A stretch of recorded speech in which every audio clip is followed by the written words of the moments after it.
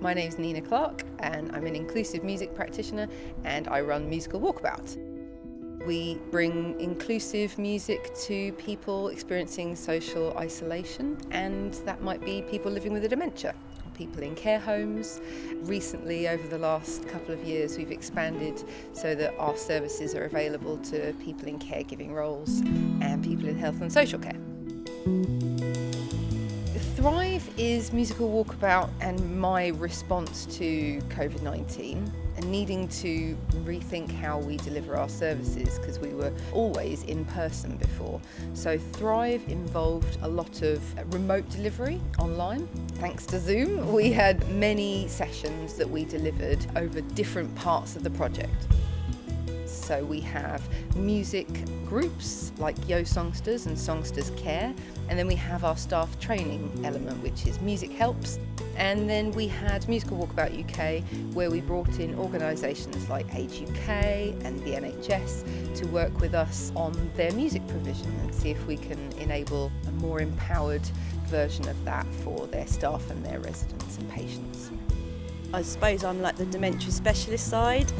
So Nina is the musician. Whilst writing the programme, then she would sort of ask me, does this sound okay? Is this the right thing to do? So I work with her across the 3 groups. So we do the Songsters.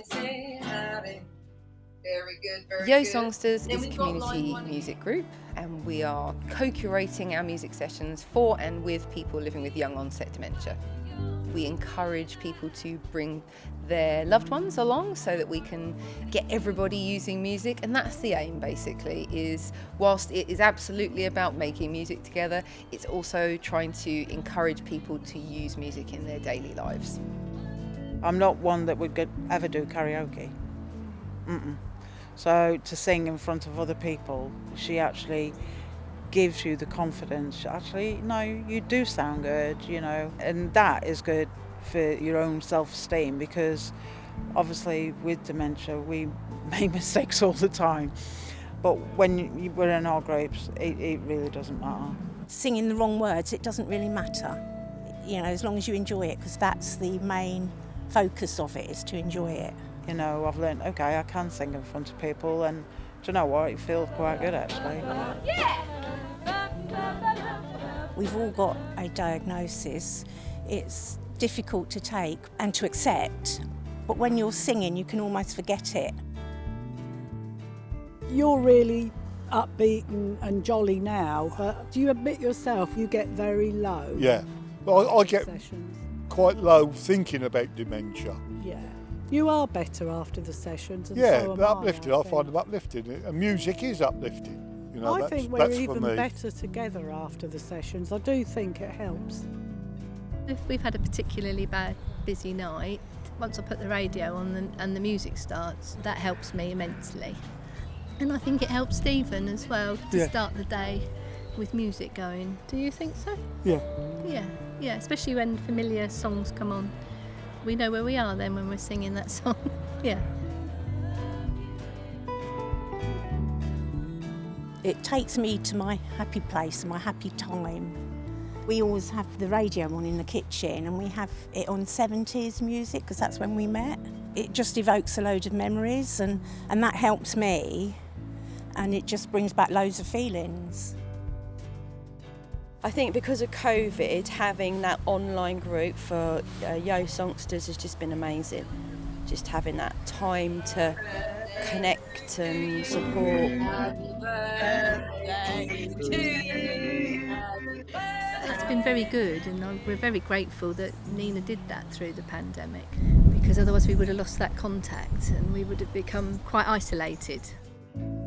And then we do the other group, which is the Songsters Care. So that's loved ones and carers for someone with dementia. And it gives them a chance to have their time to try and switch off from their daily role and enjoy music and engage in music. It does help. Sometimes you don't really feel like doing the session, you think, oh, not. But actually I do feel better after it and more relaxed.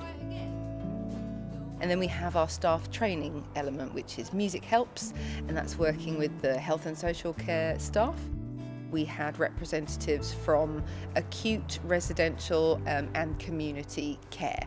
Our core team of Music Help trainees absolutely embodied the ethos of Music Helps, which is no matter where you think you're at with music, everybody can access it to support their well-being and to support the lives of the people around them as well. I was introduced by a colleague of mine who said there's an exciting music project going on, and I said, but I'm not musical, and she said it's not about that. I've worked with Nina before, and then she used to do musical walkabout on the wards. So when she said about this learning and doing education but then being able to benefit patients, I wanted in on it.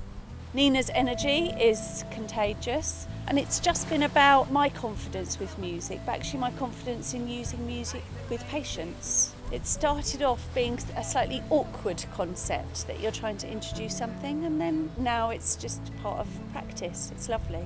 Just using music more confidently when going onto the ward. You know, I would ask them about music, I would play it on my phone. Maybe a song from childhood, a song from church, a song from when they got married, when they've had children. When you see somebody living with dementia and you put something on a song that's so meaningful to them, and you see how they change and brighten up, or brighten up the room, for example, when you go in and put a song on, it's just lovely. There is quite a bit of research around using music as a background in healthcare. I mean, it affects us all, doesn't it? Especially while you're waiting outside, you know, you need some relaxing music. So absolutely, totally. Probably 6 months ago, I would have felt very differently, and now I just think it's vital. I think music is important for well-being. Music, I don't know, it can touch your soul, I think. Whether it's putting it on in the car, you know, or doing your own playlists. I've started to put classical music on when I've been stressed with work, and I never thought I would do that, and it really does help. We all did a course together called Compassion Fatigue, and actually that looks at us and how we need to look after ourselves before we can look after anybody else. We've all got a very stressful job. So having that moment to say, right, forget everything that's going on outside the door and just have that time to discuss about your self-care, it's just lovely having that time together. It kind of re-motivates people, so then once you've had the training session and you go onto the ward and, you know, you're not so stressed, and because it is a really stressful job. Taking time for me, what does that feel like today? Being here right now. Yeah, lovely. This past year working with Nina, I honestly feel very privileged and lucky to have been in the position I've been in, because she's pulled together the most amazing group of professionals, and I genuinely look forward to Nina's sessions. During that crazy year of limited contact with people, I felt connected with, and that really impacted my day. Thrive is really important to me personally because it represents connection, crossing that barrier between the idea of connection and actually making it happen, fostering it and using music as the conduit to do that. So being able to have a session and fill my day with music, often a session with Nina would finish and I'd have to continue playing music because it was just, immediately felt the benefit of it. As the founder of Musical Walkabout, it's been tremendous for me this year to have the team expand.